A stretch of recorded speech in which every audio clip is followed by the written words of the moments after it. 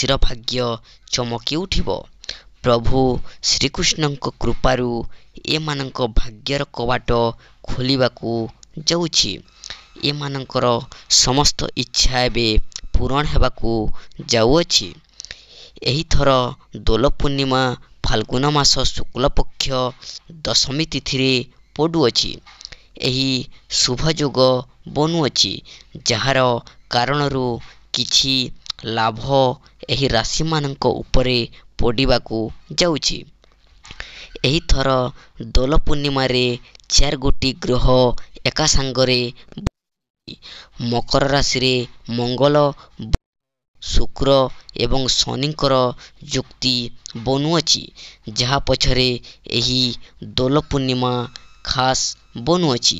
ଏହି 5ଗୋଟି ରାଶିର ଭାଗ୍ୟରେ ଧନଲାଭର ଯୋଗ ମଧ୍ୟ ବନୁଅଛି। ତେବେ ଆସନ୍ତୁ ଜାଣିବା ସେହି ରାଶିଗୁଡ଼ିକ ବିଷୟରେ। ଦର୍ଶକ ବନ୍ଧୁ, ବୃଷ ରାଶି। ପ୍ରଭୁ ଶ୍ରୀକୃଷ୍ଣଙ୍କର କୃପା ଦୋଳ ପୂର୍ଣ୍ଣିମା ଠାରୁ ମିଳିବାକୁ ଯାଉଛି। ଆପଣ ଧନ ପ୍ରାପ୍ତି କରିବେ। ରୋଜଗାରରେ ଜବରଦସ୍ତ ଲାଭ ଦେଖିବାକୁ ମିଳିବ। ଧନରେ ମାଲାମାଲ ହେବାଠାରୁ ଆପଣଙ୍କୁ କେହି ବି ଅଟକାଇ ପାରିବେ ନାହିଁ। କୌଣସି ବିଜନେସ୍ ବ୍ୟାପାର ଯଦି ଚାଲିଅଛି, ଆପଣଙ୍କୁ 2 ଗୁଣ ଲାଭ ହେବ। ଯଦି ଚାକିରି କରୁଛନ୍ତି, ଆପଣଙ୍କୁ ବୃଦ୍ଧି ଦେଖିବାକୁ ମିଳିବ। ପ୍ରଭୁ ଶ୍ରୀକୃଷ୍ଣଙ୍କର କୃପାରୁ ଆପଣଙ୍କ ଜୀବନରେ ଖୁସି ଦେଖିବାକୁ ମିଳିବ। ଦର୍ଶକ ବନ୍ଧୁ, କନ୍ୟା ରାଶି।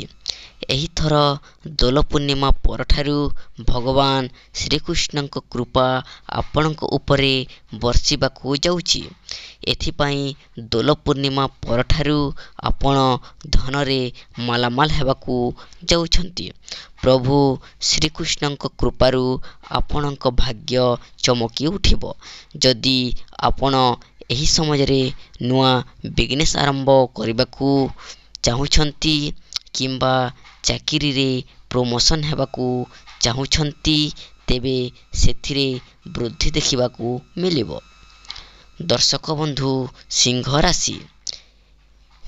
ଏବେ ଆପଣଙ୍କ ଭାଗ୍ୟ 2 ଗୁଣ ଚମକି ଉଠିବ। ପ୍ରଭୁ ଶ୍ରୀକୃଷ୍ଣଙ୍କ କୃପାରୁ ଏବେ ଆପଣଙ୍କୁ ଏହି ଦୋଳ ପୂର୍ଣ୍ଣିମା ପରଠାରୁ ବଡ଼ ଖୁସି ଖବର ମିଳିବାକୁ ଯାଉଛି। ଆପଣଙ୍କ ଆର୍ଥିକ ସ୍ଥିତିରେ ସୁଧାର ଦେଖିବାକୁ ମିଳିବ। ଅଧୁରା କାର୍ଯ୍ୟ ପୂରଣ କରିବା ପାଇଁ ଆପଣ ପ୍ରୟାସ କରିବେ। ପ୍ରଭୁ ଶ୍ରୀକୃଷ୍ଣଙ୍କ କୃପା ଆପଣଙ୍କ ଉପରେ ବର୍ଷିବାକୁ ଯାଉଛି।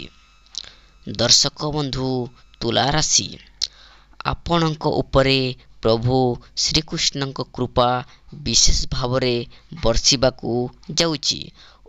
ଅନେକ ଜାଗାରୁ ଆପଣଙ୍କୁ ଧନର ଲାଭ ହେବ। କାରବାରରେ ବୃଦ୍ଧି ଦେଖିବାକୁ ମିଳିବ। କୌଣସି ବଡ଼ ବଡ଼ କମ୍ପାନୀରୁ ଆପଣଙ୍କୁ ଜବ୍ ଅଫର୍ ଆସିପାରେ। ଘର ସକାରାତ୍ମକ ମାହୋଲ ଦେଖିବାକୁ ମିଳିବ।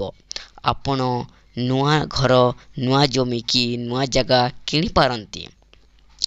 ଦର୍ଶକ ବନ୍ଧୁ, କୁମ୍ଭ ରାଶି।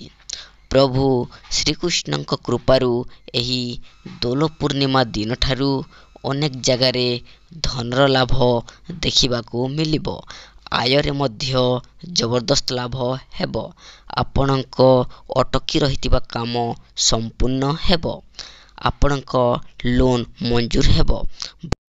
ଶ୍ରୀକୃଷ୍ଣଙ୍କ କୃପା ଘର ପରିବାରରେ ଖୁସି ଦେଖିବାକୁ ମିଳିବ। ଘରେ ଧାର୍ମିକ କାର୍ଯ୍ୟ ଏବଂ ଶୁଭ ମଙ୍ଗଳ କାର୍ଯ୍ୟ ହେବ। ନମସ୍କାର।